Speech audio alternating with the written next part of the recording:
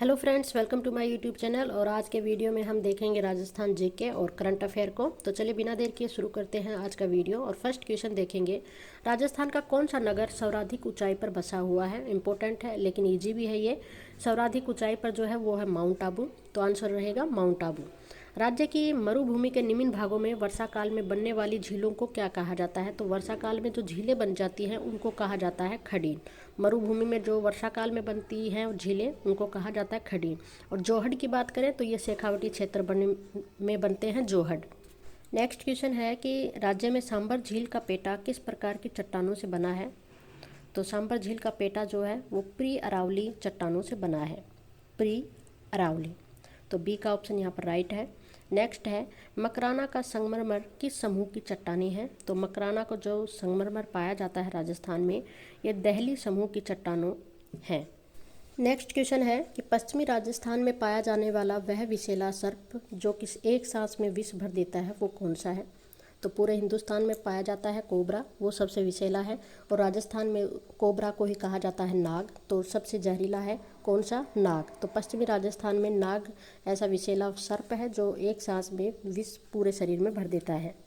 Next question है कि राज्य में लूनी बेसिन के विस्तार वाले जिले हैं। तो यहाँ पर राइट आंसर होगा डी का जालोर, पाली और सिरोही। ये लूनी बेसिन के विस्तार वाले ज़िले हैं।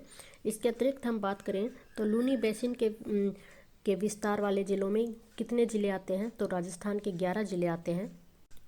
और वो 11 ज़िले कौन कौन से हैं वो देखेंगे। तो अजमेर है, बाड़मेर है, भीलवाड़ा है, जैसलमेर आता है, जालोर, जोधपुर, नागौर, पाली, राजसमंद, सिरोही और उदयपुर। ये आते हैं लूनी बेसिन के क्षेत्र में 11 ज़िले। कौन कौन से जो हमने अभी देखे। लूनी बेसिन के अंतर्गत अधिकतम क्षेत्र जो किस जिले का है वो बाड़मेर जिले का है। लूनी नदी के उद्गम स्थल की बात करें तो लूनी नदी का उद्गम स्थल है नाग पहाड़ी अजमेर में। और ये कच्छ के रण में जाकर गिरती है जो कि गुजरात में है। ठीक है, लंबाई है 495 किलोमीटर लूनी नदी की। और राजस्थान की बात करें तो वो है 350 किलोमीटर, क्योंकि लूनी नदी जो है राजस्थान से गुजरात में जाती है, कच्छ के रण में गिरती है। तो राजस्थान से यानी जहाँ से ये निकलती है अजमेर से, वहाँ से कच्छ के रण तक गिरने तक इसकी लंबाई कितनी है, 495 किलोमीटर। और बात करें राजस्थान की तो वो कितनी है, 350 किलोमीटर। और बात करें कि लूनी नदी राजस्थान के किन किन जिलों से गुजरती है। तो ये 6 जिलों से गुजरती है, अजमेर, पाली, नागौर, बाड़मेर, जालोर और जोधपुर। तो लूनी नदी का उद्गम स्थल है आना सागर झील, नागपाड़ी से इसका उद्गम होता है अजमेर से। आप इसको ऐसे याद रख सकते हैं कि आना नाग अजगर की तरह, कि आ भई नाग अजगर की तरह, यानी आना सागर झील, नाग से नाग पहाड़ी याद रखेंगे, अजगर से अजमेर में से ये उदित होती है। और बात करेंगे कि कौन कौन से ज़िलों से गुजरती है लूनी नदी। तो ट्रिक हमारी, आज ना पाली जा जोधा, कहा जा रहा है कि जोधा आज पाली मत जा, क्योंकि बाढ़ जा रही है रण में, क्योंकि बाढ़ आई हुई है और रण में जा रही है वो। ठीक है, तो आज से अजमेर, ना से नागौर, पाली से पाली, जा जोधा यानी जोधपुर, बाढ़ से बाड़मेर, जा से जालोर। और ये लूनी नदी है लास्ट में कहाँ पर जाकर गिरती है, यानी संगम स्थल कौन सा है, तो कच्छ के रण में। तो यानी आज ना पाली जा जोधा, क्योंकि बाढ़ जा रही है रण में।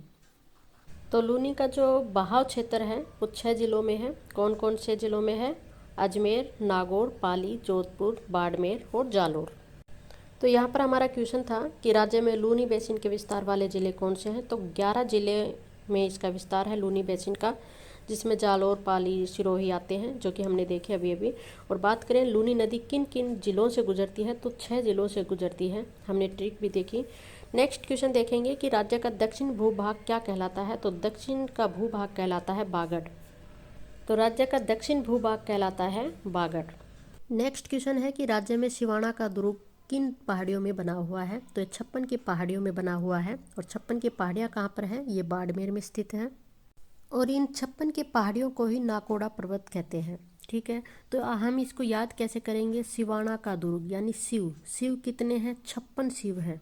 ठीक है, तो देखिए 56 शिव हैं, यानी बाढ़ सी आ गई है, यानी 56 की पहाड़ियाँ कहाँ पर है, बाढ़ सी आ गई है, यानी बाड़मेर में स्थित है ये।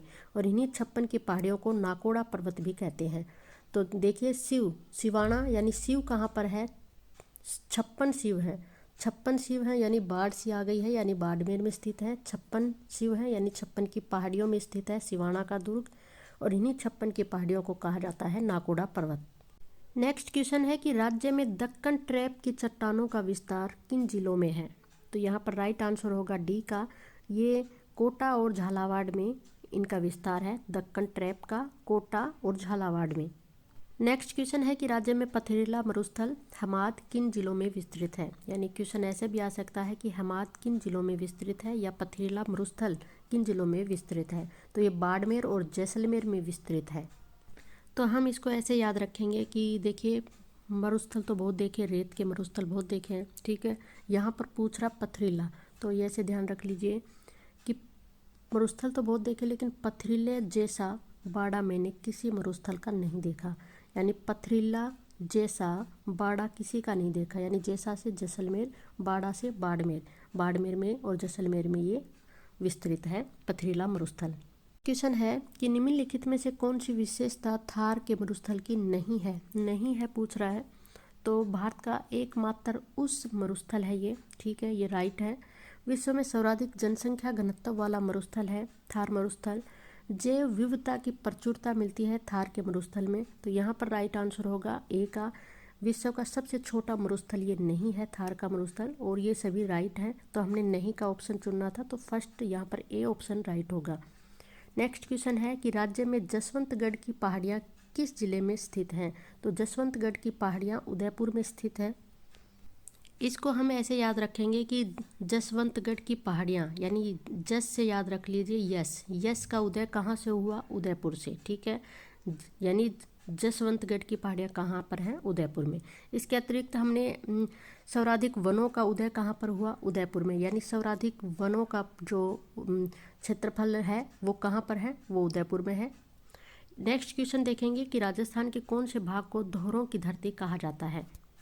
पश्चिमी राजस्थान को धोरों की धरती कहा जाता है, तो ये तो इजी है, धोरों की धरती कहलाता है पश्चिमी राजस्थान। नेक्स्ट है राज्य की शेखावटी क्षेत्र में निम्न भूमि को क्या कहा जाता है। तो शेखावटी क्षेत्र में निम्न भूमि को कहा जाता है जोहड़। श्रीगंगानगर की बात करें तो राजस्थान के इस जिले में सूर्य किरणों का तिरछापन सर्वाधिक होता है। तो सीधा सा क्वेश्चन आता है कि सूर्य किरणों का तिरछापन सर्वाधिक कहाँ पर होता है, तो ये श्रीगंगानगर में होता है। राजस्थान की अर्थव्यवस्था का स्थायी लक्षण क्या है। तो देखिए अर्थव्यवस्था का स्थायी लक्षण है अनवरत सूखा और असमान वर्षा। राज्य का 61.11% भाग जो है रेगिस्तानी मरुस्थलीय है, ठीक है। पूछा जाता है राजस्थान में मरुस्थलीय भूभाग कितना है, तो 61.11% है ये। नेक्स्ट देखेंगे कि कर्क रेखा राजस्थान के कितने जिलों से गुजरती है। तो 2 जिलों से गुजरती है, डूंगरपुर और बांसवाड़ा से। तो डूंगरपुर को ये छूती हुई निकल जाती है और बांसवाड़ा से होकर गुजरती है, ठीक है। तो राजस्थान के दक्षिण सिरे से डूंगरपुर के चीखली गांव से और बांसवाड़ा के कुशलगढ़ से होकर ये गुजरती है। राजस्थान राज्य का अधिकांश भाग जो है कर्क रेखा के उत्तर दिशा में स्थित है, तो उत्तर में स्थित है, ध्यान रखना है। बांसवाड़ा कर्क रेखा के सर्वाधिक नज़दीक शहर है। तो डूंगरपुर को तो दक्षिण सीमा से होती हुई गुजरती है और बांसवाड़ा जिले के लगभग मध्य से गुजरती है। तो हम कह सकते हैं कि बांसवाड़ा जो है कर्क रेखा के सर्वाधिक नज़दीक शहर है। नेक्स्ट इंपॉर्टेंट फैक्ट देखेंगे कि राजस्थान की अंतर्राष्ट्रीय सीमा की कुल लंबाई कितनी है। तो 1070 है। अंतर्राष्ट्रीय सीमा हमारी लगती है पाकिस्तान के साथ, तो वो कितनी है, 1070। और राजस्थान की अंतर्राज्यीय सीमा की कुल लंबाई कितनी है, तो 4850 है। अंतर्राज्यीय सीमा 5 राज्यों से लगती है। कौन कौन से हैं, पंजाब, हरियाणा, उत्तर प्रदेश, मध्य प्रदेश और गुजरात, इनसे लगती है 4850। तो राजस्थान की स्थलीय सीमा की कुल लंबाई की बात कर लें तो वो हो गई कितनी, 5920। अंतर्राष्ट्रीय सीमा की बात करें तो अंतर्राष्ट्रीय सीमा लगती है 1070 और अंतर्राष्ट्रीय सीमा हमारी लगती है पाकिस्तान के साथ। और राजस्थान के 4 जिले लगते हैं अंतर्राष्ट्रीय सीमा से। कौन कौन से, जैसलमेर, बाड़मेर, श्रीगंगानगर और बीकानेर। यहाँ से फर्स्ट क्वेश्चन तो यही बन जाता है कि अंतर्राष्ट्रीय सीमा राजस्थान के कितने ज़िले बनाते हैं, तो 4 ज़िले बनाते हैं। कई बार हम ज़िले पूछ लिए जाते हैं कौन से ज़िले बनाते हैं या कौन से ज़िले नहीं बनाते हैं, तो चारों याद रखने हैं, जैसलमेर, बाड़मेर, श्रीगंगानगर और बीकानेर, ये चारों सीमा बनाते हैं अंतर्राष्ट्रीय सीमा। और सर्वाधिक सीमा किसकी है, वो है जैसलमेर की 464 किलोमीटर। और सबसे कम की बात करें तो वो है बीकानेर की 168 किलोमीटर। तो राजस्थान के 4 जिलों को हम याद रखेंगे कैसे, ऐसे याद रख लीजिए कि गंगा बही बाढ़ जैसी। कैसी बही, गंगा बाढ़ जैसी बही। तो गंगा बही यानी गंगा श्री गंगानगर, बही मनी बीकानेर याद रखेंगे यहाँ पर। बही बाढ़ जैसी यानी बाड़मेर, फिर जैसी मनी जैसलमेर। गंगा बही बाढ़ जैसी, ये ट्रिक है, इससे आपके अंतर्राष्ट्रीय सीमा से जो जिले रखते हैं राजस्थान के वो निकट कर आ जाएंगे। अंतर्राज्यीय सीमा की बात करें तो वो लगती है 4850 किलोमीटर। और किन किन के साथ लगती है, कितने राज्यों से लगती है अंतर्राज्यीय सीमा राजस्थान की, तो 5 राज्यों से लगती है, पंजाब, हरियाणा, उत्तर प्रदेश, मध्य प्रदेश और गुजरात। और बात करें कि सर्वाधिक अंतर्राज्यीय सीमा किसके साथ बनाता है राजस्थान, तो वो बनाता है, सर्वाधिक की बात करें तो मध्य प्रदेश। मध्य प्रदेश से 1600 किलोमीटर सीमा लगती है, ठीक है। और सबसे कम की बात करें तो पंजाब से लगती है। तो कम और अधिक ये दोनों याद रखना है। सर्वाधिक सीमा लगती है मध्य प्रदेश के साथ राजस्थान की, और सबसे कम लगती है पंजाब से। और ऐसा भी पूछ लिया जाता है कि कितनी लगती है, तो मध्य प्रदेश से 1600 किलोमीटर लगती है, पंजाब से लगती है 89 किलोमीटर। और सर्वाधिक की बात करें यानी गंगानगर और हनुमानगढ़ लगते हैं पंजाब से, तो सर्वाधिक जिसमें गंगानगर की लगती है। हरियाणा की लगती है 1262 किलोमीटर। और सर्वाधिक सीमा बनती है किसके साथ, हनुमानगढ़ के साथ, और सबसे कम जयपुर के साथ।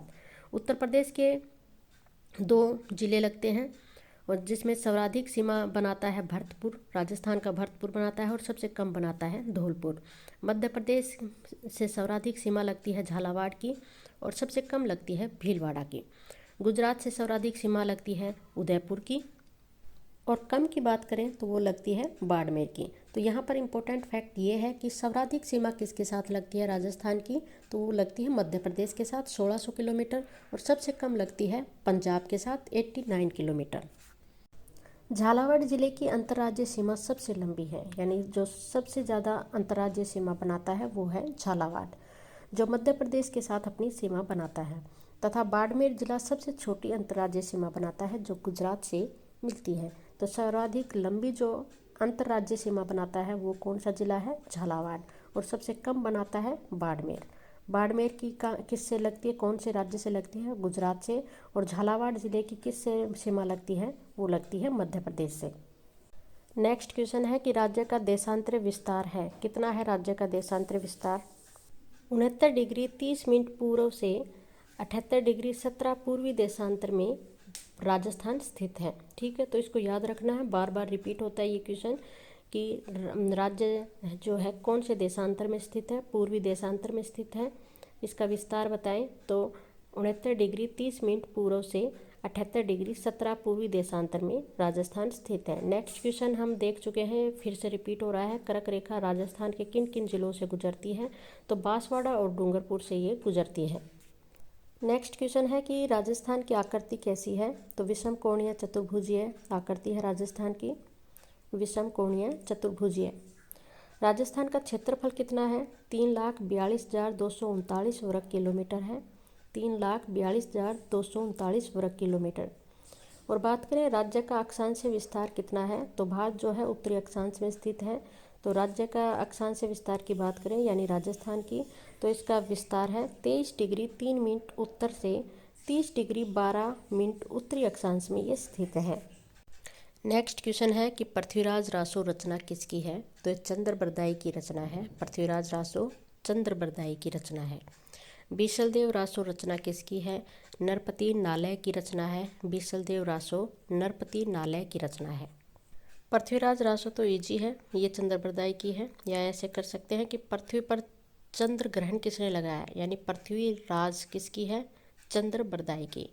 बीसलदेव रासो यानी 20 देवताओं के समान जो है, बीसल 20 देवों के समान जिसका रस है, यानी नर है तो 20 देवों के समान जिसका रस की तुलना की जा रही है, जिसके रस की तुलना की जा रही है, तो क्या वो नर क्या बन गया, नरपति बन गया। नरपति नालय की है बीसलदेव रासो। नेक्स्ट रचना की बात करेंगे, नैन्सी विख्यात, ये रचना है मोहनोत नैन्सी की। हरिकेली रचना है विग्रहराज चतुर्थ की। वंश भास्कर रचना है सूर्यमल मिश्र की। तो नैन्सी रिख्यात तो इजी है, मोहनोत नैन्सी की रचना है ये, ठीक है, बहुत रिपीट होते हैं ये रचना। इसके अतिरिक्त हरि केली की बात करेंगे, हरि केली, ठीक है। हरि हरि कौन होते हैं? भगवान विष्णु। तो हरि जो है राज कर रहे हैं चारों दिशाओं में, ठीक है, चारों दिशाओं से याद रखेंगे। चतुर्थ राज कर रहे हैं, विग्रह राज चतुर्थ, ठीक है। हरि केली यानी भगवान हरि जो है राज कर रहे हैं चारों दिशाओं में, राज से याद रखेंगे विग्रह राज, चारों दिशाओं में यानी चतुर्थ, विग्रह राज चतुर्थ की रचना है हरि केली। नेक्स्ट रचना है वंश भास्कर रचना, तो ये सूर्यमल मिश्र की है। वंश वंश से ध्यान रख लीजिए, या भास्कर इजी है भास्कर, तो ये सूर्यमल मिश्र की है। या ऐसे कर सकते हैं कि हर कोई वंश अपना चाहता किस प्रकार का? सूर्य के प्रकाश जैसा, यानी वंश भास्कर किसकी रचना है? सूर्यमल मिश्र की। नेक्स्ट क्वेश्चन की बात करेंगे कि किस लोक संत को पर्यावरण वैज्ञानिक के नाम से जाना जाता है? तो जाम्भोजी को पर्यावरण वैज्ञानिक के नाम से जाना जाता है। तो आप इसको ऐसे याद रख सकते हैं कि पर्यावरण जैसा जमा हुआ है ना, वैसा ही सही है, इसमें फेरबदल मत कीजिए। जैसा जमा हुआ है, पहले से जमा हुआ है, वैसा ही रखिए, यानी पर्यावरण वैज्ञानिक कहलाते हैं। कौन जमे हुए हैं? जाम्भोजी, ठीक है। नेक्स्ट क्वेश्चन है कालबेलिया जाति किसे अपना गुरु मानती है? तो कानपानाथ को अपना गुरु मानती है कालबेलिया जाति। नेक्स्ट क्वेश्चन है कि गोंडीय संप्रदाय का प्रमुख मंदिर किस जिले में स्थित है? तो गोंडीय संप्रदाय का प्रमुख मंदिर गोविंद देव जी का मंदिर जयपुर में स्थित है ये। नेक्स्ट क्वेश्चन है कि सन्यासियों के सुल्तान कहलाते हैं, कौन कहलाते हैं? हमीद उद्दीन नागौरी कहलाते हैं सन्यासियों के सुल्तान। ये क्वेश्चन बहुत आता है कि सन्यासियों के सुल्तान कौन कहलाते हैं? तो सन्यासियों के सुल्तान हैं, कौन है? सन्यासियों के सुल्तान हैं, उन पर गौर कीजिए, यानी गौर से याद रखेंगे गौरी, ठीक है, गौर करना है नागौरी। हमीदुनी नागौरी है सन्यासियों के सुल्तान। गौर से ही हमने एक क्वेश्चन और याद किया था कि अमर सिंह की छतरी पर गौर कीजिए, यानी अमर सिंह की छतरी कहाँ पर स्थित है? तो वो गौर कीजिए यानी नागौर में स्थित थी ये, तो वहाँ पर हमने ये क्वेश्चन याद किया था। और यहाँ पर है कि सन्यासियों के सुल्तान जा रहे हैं, उन पर गौर कीजिए, भाई सन्यासियों के सुल्तान हैं तो गौर कीजिए, यानी नागौरी, हमीदुद्दीन नागौरी। नेक्स्ट क्वेश्चन है कि भारतीय लोक कला मंडल के संस्थापक कौन थे? तो देवीलाल सामर ये भारतीय लोक कला मंडल के संस्थापक थे। नेक्स्ट है कथोड़ी जनजाति मुख्य रूप से किस जिले में बसी है? तो ये उदयपुर में बसी हुई है कथोड़ी जनजाति। इनको ध्यान ऐसे रखेंगे कि लोक कला मंडल की स्थापना की है तो बड़ा ही देवी का कार्य किया है, यानी देवीलाल सामर। कथोड़ी जनजाति का उदय कहाँ पर हुआ? उदयपुर में। और सर्वाधिक वनों का उदय कहाँ पर हुआ है? उदयपुर में, यानी सर्वाधिक वन भी कहाँ पर है? उदयपुर में। और कथोड़ी जनजाति का उदय कहाँ पर है? उदयपुर में।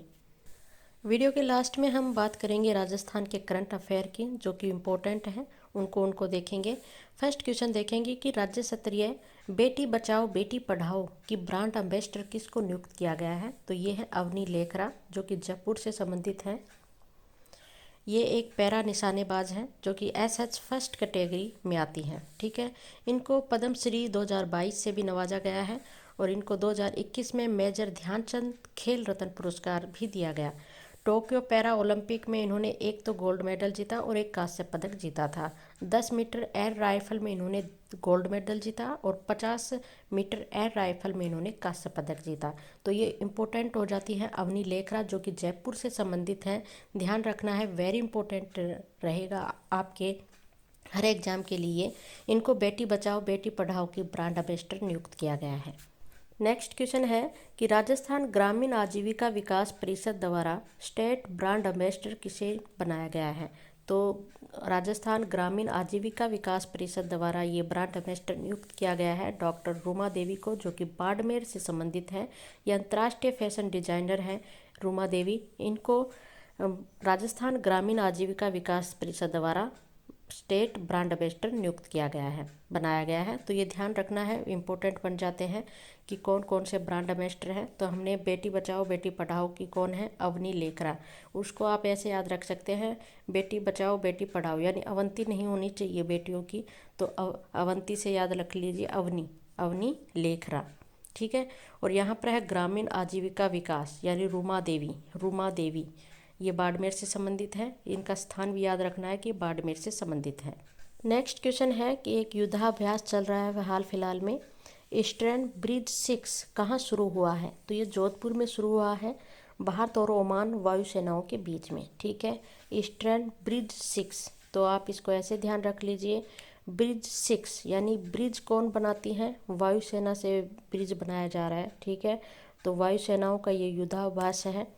तो ब्रिज बना दिया वायुसेना ने, मान गए भाई, आपने ब्रिज बना दिया, मान गए।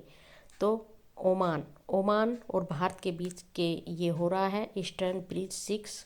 कहाँ पर हो रहा है? जोधपुर में। गरुड़ युद्धाभ्यास की बात करें तो ये भारत और फ्रांस के बीच हुआ था जोधपुर में। तो गरुड़ युद्धाभ्यास यानी गरुड़ के पैरों में कौन फंसा है? फ्रांस। गरुड़ का जब नाम आए तो क्या याद रखेंगे कि गरुड़ के पैरों में कौन फंसा? फ्रांस। और फिर देखिए, भारत और फ्रांस के बीच ये युद्धाभ्यास है जो कि कहाँ पर हुआ? जोधपुर में। वज्रबहार युद्धाभ्यास की बात करें तो बै आ रहे हैं, तो ये बीकानेर में हुआ है, महाजन बीकानेर में। और भारत और अमेरिका के बीच ये युद्धाभ्यास हुआ था, ब्रजबहार युद्धाभ्यास। नेक्स्ट क्वेश्चन है कि राजस्थान ओबीसी वित्त विकास आयोग के अध्यक्ष के रूप में किसे नियुक्त किया गया है? तो पवन गोदारा को नियुक्त किया गया है ओबीसी वित्त विकास आयोग के अध्यक्ष के रूप में। तो यहाँ पर तो ओबीसी वित्त विकास आयोग को पवन लेकर उड़ गई। ठीक है, ओबीसी विकास आयोग को कौन लेकर उड़ गई? पवन। तो पवन गोदारा अध्यक्ष के रूप में नियुक्त हुए हैं। नेक्स्ट इम्पोर्टेंट क्वेश्चन की बात करेंगे कि मुख्य सचिव कौन है हाल फिलहाल में? तो उषा शर्मा है, और ये दूसरी महिला सचिव बनी है। पहली महिला सचिव कौन थी? तो वो थी कुशल सिंह, और दूसरी बनी है ये उषा शर्मा। और बात करें कि प्रथम सचिव कौन थे? तो वो थे के राधाकृष्णन। और बात करें प्रथम महिला की जो मुख्य सचिव बनी वो थी कुशल सिंह, और दूसरी बनी है उषा शर्मा। और बात करें राजस्थान के सचिवालय की स्थापना कब हुई थी? तो 1949 में सचिवालय की स्थापना हुई थी। अब तक 2 महिला सचिव बन चुकी हैं, पहली थी कुशल सिंह और दूसरी अब बनी है उषा शर्मा। और प्रथम सचिव की बात करें तो वो थे के राधाकृष्णन। ये इम्पोर्टेंट है, इसीलिए इसको हम हिंट से याद करेंगे। तो सर्वप्रथम हम कुशल बने यानी योग्य बने, कुशल बने, तभी तो जाकर हमारी आगे उषा जो है ना चारों तरफ फैली। पहले कुशल बने, फिर उषा फैली चारों तरफ। यानी प्रथम जो मुख्य सचिव बनी वो कुशल सिंह थी, और उषा फैली यानी द्वितीय जो बनी है वो है उषा शर्मा। और बात करें कि मुख्य सचिव पहले कौन बने थे? तो वो थे के राधाकृष्णन।